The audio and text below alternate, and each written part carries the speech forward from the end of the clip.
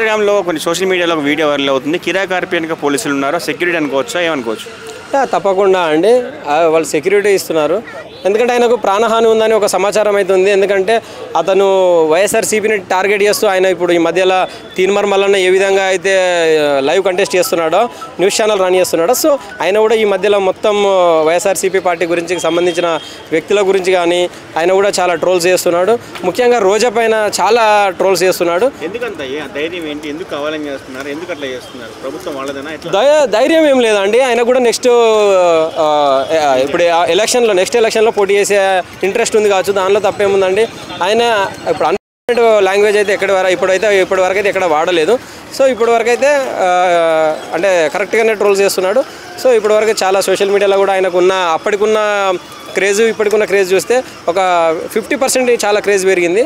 So troll చేసే ముందు ఏంటంటే కొంచెం జాగ్రత్తగా ట్రోల్ చేస్తే బాగుంటుంది. ఇంత సెక్యూరిటీ పెట్టుకోవాల్సిన అవసరం ఉండదు.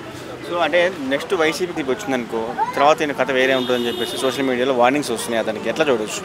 అదే చెప్తున్నాం కదండి, అట్లా బెదిరింపు కాల్స్ వస్తున్నాయనే ఆయన ఇప్పుడు సెక్యూరిటీని పెట్టుకొని మెయింటైన్ చేస్తూ ఇప్పుడు నెట్కి వస్తున్నారు. సో ఏదైనప్పటికీ ఎప్పుడైనా ప్రభుత్వం ఎల్లకాలం ఉండదు, 5 సంవత్సరాలే ఉంటుంది. అది దృష్టిలో పెట్టుకొని జాగ్రత్తగా ట్రోల్స్ చేస్తే, జాగ్రత్తగా భాష మాట్లాడితే బాగుంటుంది. ఇప్పుడు ఎందుకంటే మాట్లాడే స్వేచ్ఛ భారతదేశంలో అందరికీ ఉంది. ఇప్పుడు ఎందుకంటే తీన్మార్ మల్లన్న కాదు, ఇంకా చాలామంది జర్నలిస్ట్ మిత్రులు కూడా ఈ మధ్యలో యూట్యూబ్లలో మాట్లాడుతున్నారు. సో ఏదేమైనప్పుడు ఏ వైఎస్ఆర్సీపీ పార్టీ రాని ఎవ్వరు ఏం చేయలేరు. ఎందుకంటే వాళ్ళు కూడా ప్రజల మంచి కోసమే చూసే నాయకులు. ఎందుకంటే ఇప్పుడు ఏదైనా ప్రజాస్వామ్యంలో అంటే శాంతియుతంగా మాట్లాడితే మంచిది.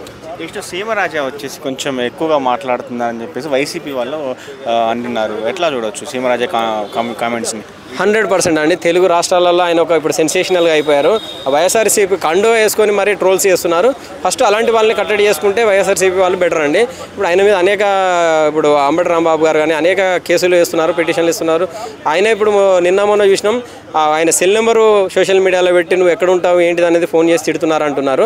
సో అలాంటి ఇట్లా బెదిరించే కాల్స్ వస్తున్నాయి కాబట్టి వాళ్ళకు కూడా ప్రొటెక్షన్ ఇవ్వాలి. ఎందుకంటే ఆయన కూడా మంచి ట్రోల్స్ చేస్తున్నాడు. కాకపోతే ఏంటంటే ఎవరైనప్పటికీ కూడా ట్రోలర్స్ని కొంచెం వాళ్ళ కంట్రోల్లో పెట్టుకొని మాట్లాడితే బాగుంటుంది లాంగ్వేజ్ అనేది. వీళ్ళ వల్ల ఏమన్నా కూటమికి ఏమైనా ప్రాబ్లం అయ్యే ఛాన్స్ ఉంటుందా? తప్పకుండా అండి. వీళ్ళ వల్ల కూటమికి ఏం ప్రాబ్లం జరగదండి. కూటమికి ప్లస్ జరుగుద్దండి, మైనస్ ఎప్పటికీ జరగదండి. అంటే రోజాని కానీ లక్ష్మీపార్వతి కానీ ఒక వీడియో వైరల్ అవుతుంది. ఒకటే అండి, ఇప్పుడు మేము అదే చెప్తున్నాము, అది జగన్ గారు ఇప్పటికైనా స్పందించాలి. ఎందుకంటే గతంలో మనం చూసినట్టయితే సరే ఏదైనా నేను చెప్పేది వినండి. ఇప్పుడు గతంలో మనం చూసినట్టయితే జగన్ గారి కోసం ఎవరైతే పాదయాత్రలు చేశారో, జగన్ గారి కోసం ఎవరైతే గెలుపు కోసం కొన్ని 100,000 కోట్లు ఖర్చు పెట్టారో, ఎవరైతే వాళ్ళ సొంత చెల్లె కొన్ని 100,000 కిలోమీటర్లు తిరిగిందో అలాంటి వాళ్ళను జగన్ గారు దూరం చేసుకోవడం జరిగింది.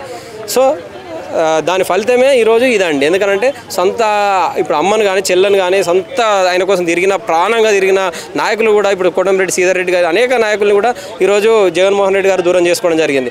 సో అందులో భాగంగానే ఇప్పుడు ట్రోల్స్ జరుగుతున్నాయి. ఎందుకంటే కింద మెయిన్గా ఇంట్లో ఉన్న సభ్యులకు మెయిన్ లీడర్లకే గుర్తింపు లేదు అక్కడ.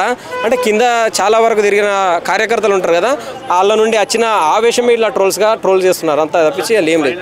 ఒకటే అండి, నోరు ఉంది కదా అని ఇష్టమైనట్టుగా మాట్లాడకండి. మాట్లాడడం వల్ల దీనికి మళ్ళా పరిమాణాలు కూడా ఎదుర్కోవాల్సి వస్తుంది మళ్ళీ. ఎందుకంటే బయట తిరగని పరిస్థితులు కూడా ఎదుర్కోవాల్సి వస్తుంది. ఎందుకంటే ఏదున్నా జాగ్రత్తగా మాట్లాడండి, జాగ్రత్తగా ఉండండి. మనం ఏమంటారు, బందోబస్తును సెక్యూరిటీని పెట్టుకొని భయభ్రాంతులతో తిరగాల్సిన అవసరం లేదని చెప్తున్నాను.